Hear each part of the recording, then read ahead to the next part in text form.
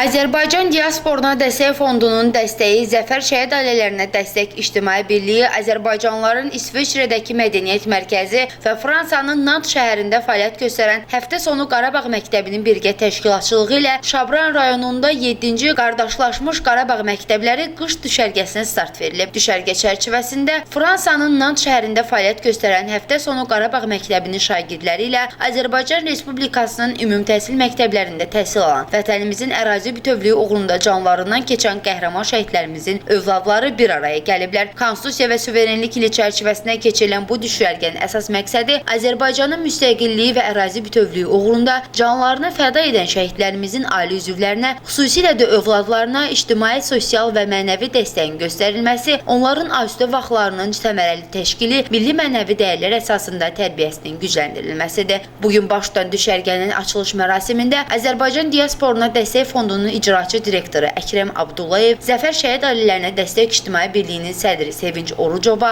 Azərbaycan Respublikası Milli Məclisinin deputatı Ceyhun Məmmədov, Şabran rayon icra başçısının müavini İlkin Ağayev, 2-ci Qarabağ müharibəsi qazisi Orxan Xıdırov və Azərbaycanlıların İsveçrədəki Mədəniyyət Mərkəzinin sədri Qasım Nəsirov çıxış edərək layihənin əhəmiyyəti barədə iştirakçılara məlumat veriblər. Tədbir zamanı əvvəlki illərdə təşkil olunan düşərgələrə həsr edilən videoçarx nümayiş etdirilib və iştirakçılara layihənin keçirdiyi yol barədə ətraflı məlumat verilib.